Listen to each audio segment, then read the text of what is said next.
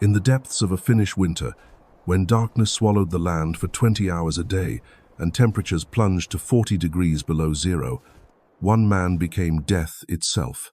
Armed with nothing but an iron-sighted rifle and unbreakable will, he would earn a nickname that would echo through history, striking terror into the hearts of an entire invading army. They called him the White Death. This is the story of Simo Häyhä, a quiet farmer who became the most lethal sniper in human history. In just 100 days of warfare, he would eliminate over 500 enemy soldiers, turning the frozen forests of Finland into a graveyard for the Soviet Union. What makes his legend even more extraordinary is that he accomplished this impossible feat using tactics and equipment that most modern snipers would consider primitive. No scope, no spotter, no high-tech gear, just a man, his rifle, and the killing cold of the Finnish wilderness.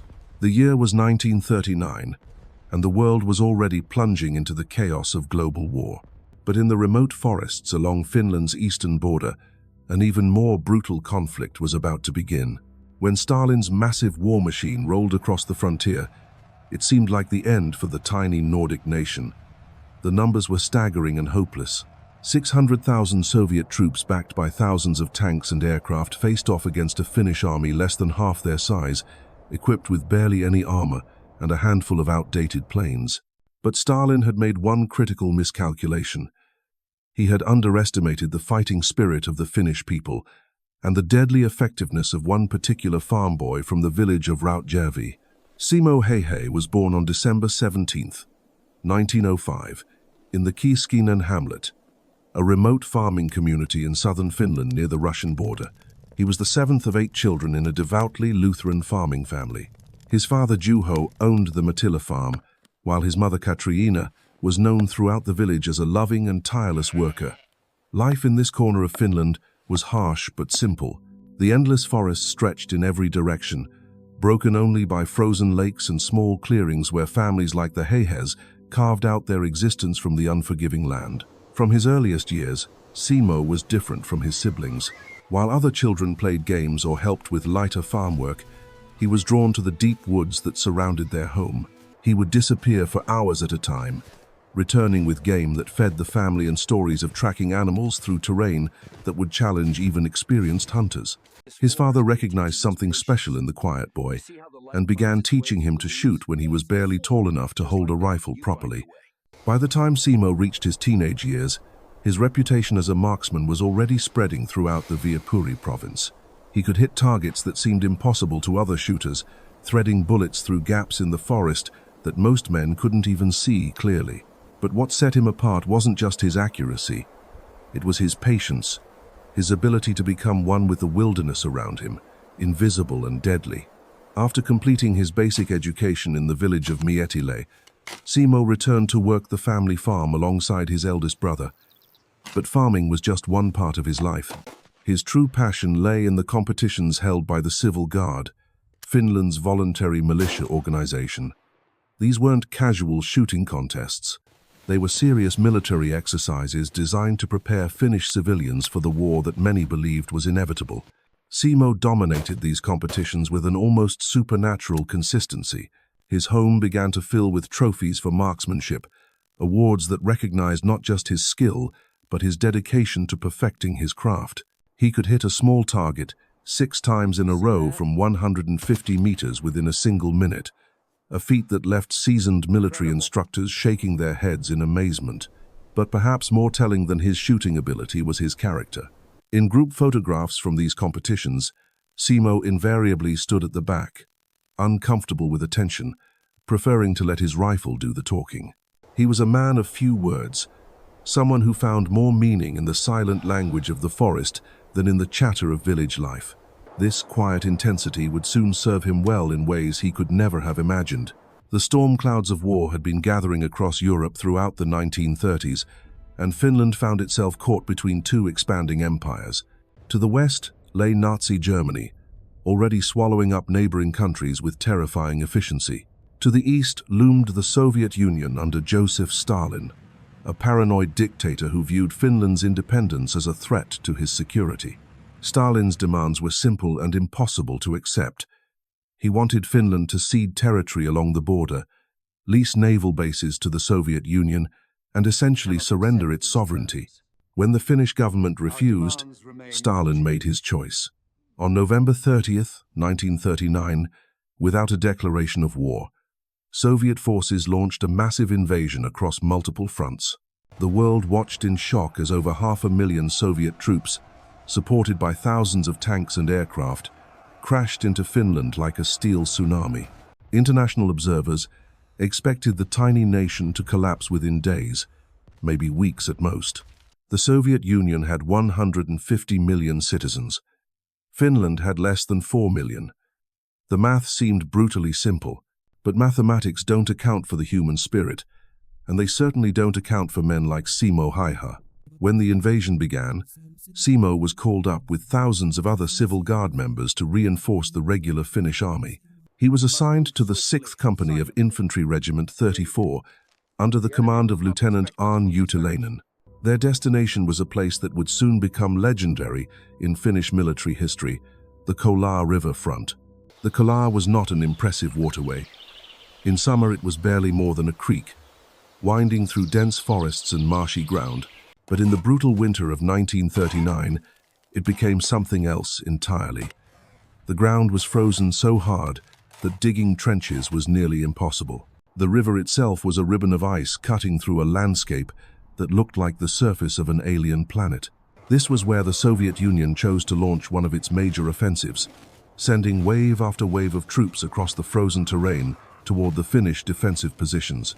They expected to overwhelm the defenders through sheer numbers, to push through and continue their advance toward the heart of Finland. Instead, they walked into a killing field unlike anything the world had ever seen. The winter of 1939-40 was one of the coldest on record. Temperatures regularly dropped below -30 degrees Celsius, with wind Karelian Isthmus, where muchils that could kill exposed flesh in minutes. The fighting took place, recorded a temperature of -43 degrees on January 16th, 1940. Snow lay 2 meters deep in places, creating a landscape where movement was nearly impossible for anyone not intimately familiar with the terrain. For the Soviet forces, many of whom came from warmer regions of the vast empire, these conditions were a nightmare. Their equipment failed in the cold, their vehicles broke down or became hopelessly stuck. Soldiers suffered from frostbite so severe that entire units became combat ineffective before they ever encountered the enemy. But for Simo Häyhä, this frozen hell was home. He understood this landscape in ways that no military manual could teach. Every ridge, every grove of pine trees, every depression in the snow-covered ground was as familiar to him as the rooms of his family farmhouse. While Soviet soldiers stumbled through drifts that came up to their waists, Simo moved like a ghost, using paths and shortcuts that existed only in his memory and the memories of men who had hunted these forests for generations. The Battle of Kollaa would last for the entire duration of the Winter War, and it was here that Simo Häyhä would forge his legend. The Finnish defensive line stretched along the frozen waterway, manned by soldiers who knew they were vastly outnumbered, but refused to yield a single meter of their homeland. Soviet artillery pounded their positions with a fury that defied comprehension. On some days, nearly 40,000 shells crashed down on the Finnish defenders, turning the forest into a hellscape of splintered trees and smoking craters. Against this overwhelming firepower, the Finns could respond with barely 1,000 rounds per day.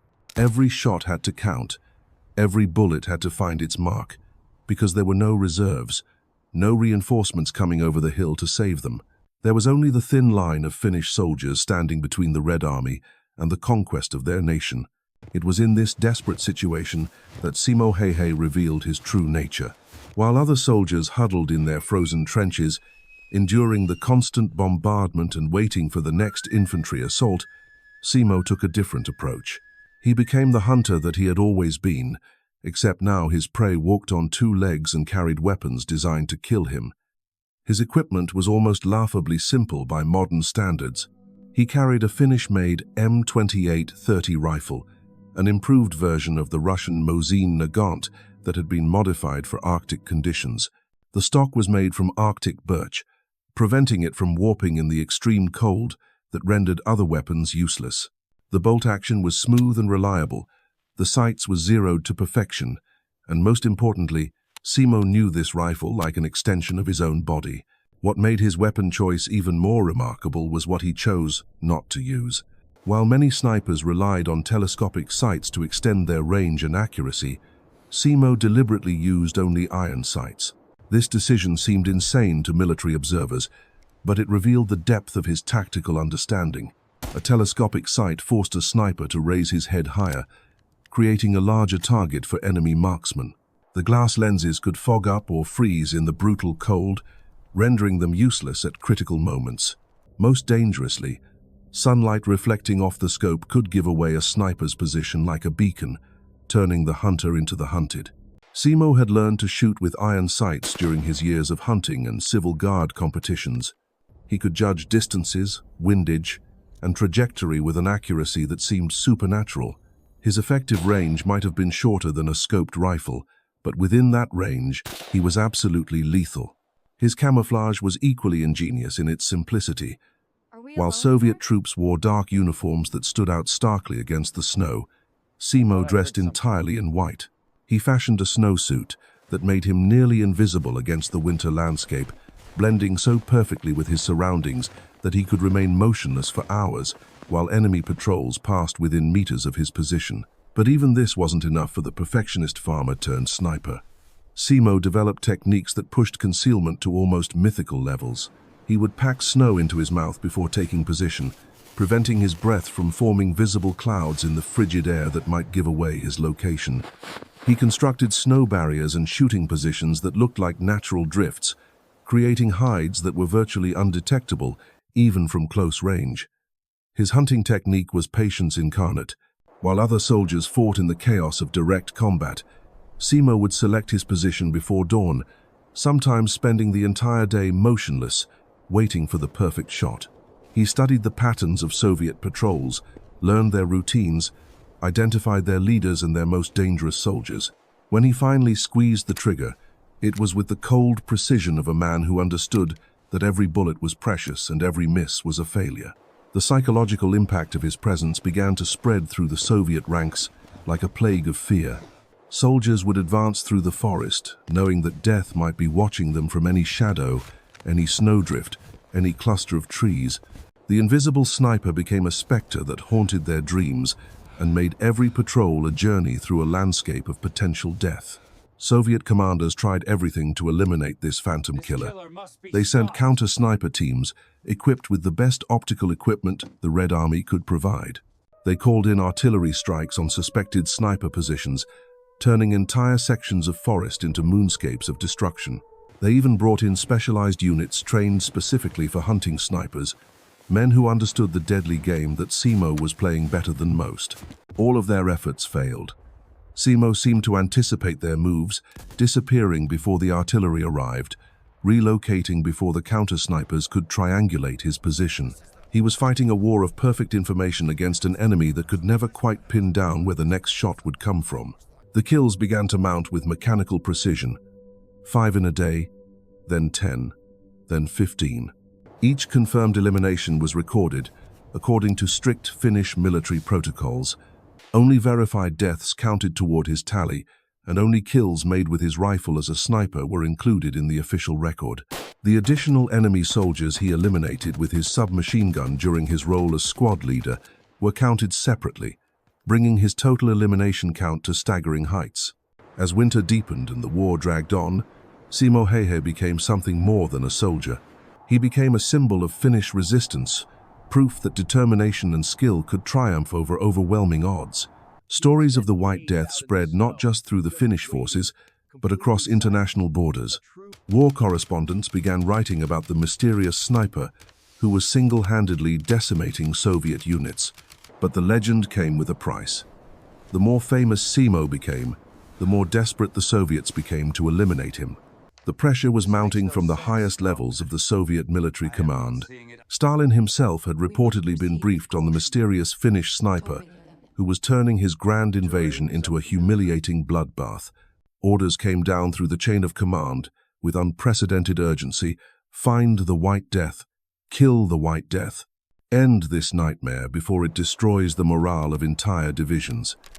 The bounty placed on Simo's head grew to astronomical proportions for a single soldier. Counter-sniper specialists from across the Soviet Union were rushed to the Kollaa front.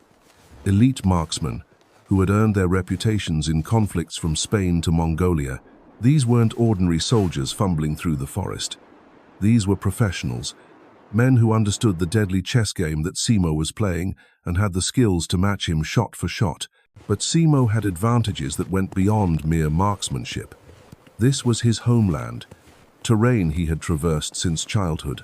Every tree, every ridge, every frozen stream held memories and knowledge that no amount of military training could replicate.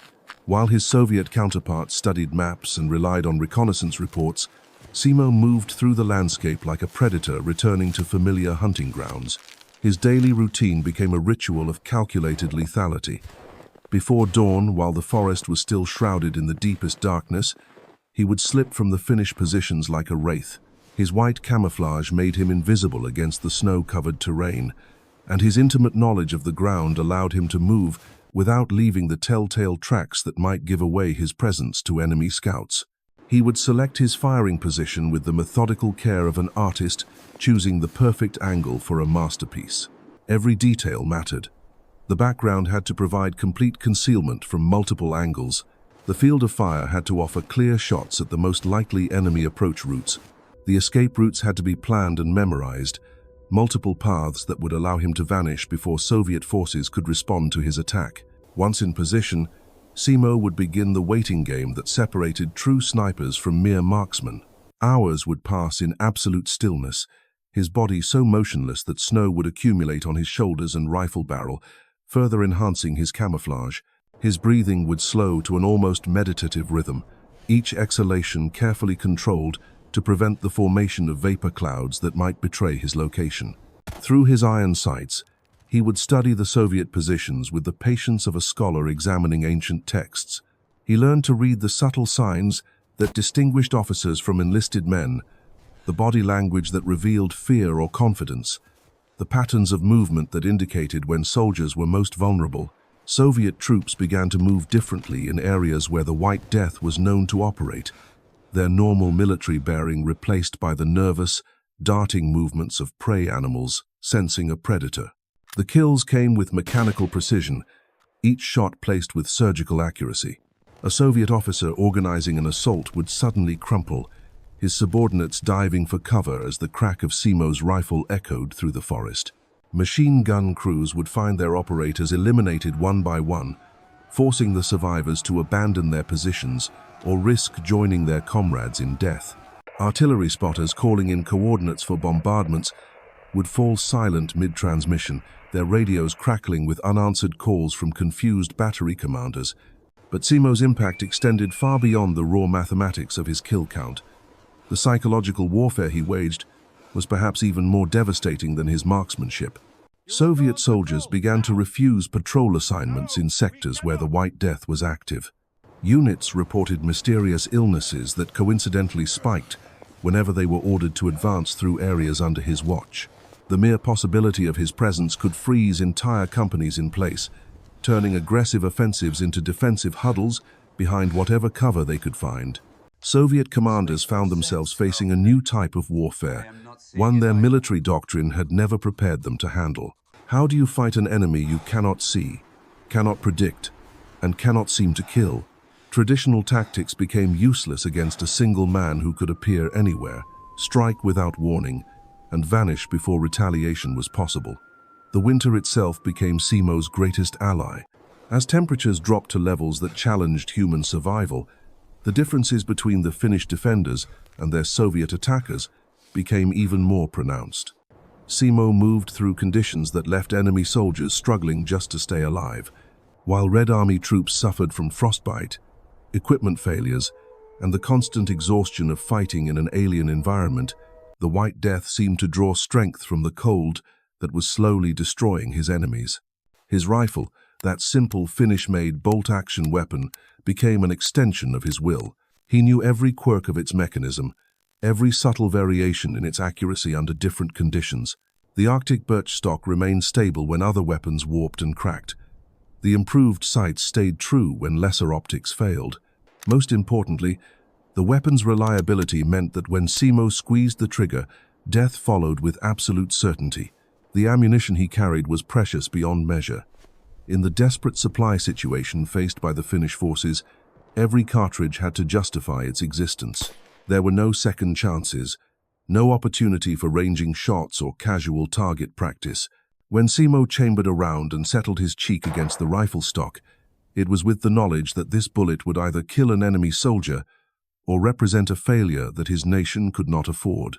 His technique evolved throughout the winter, adapting to the changing tactics of his increasingly desperate enemies.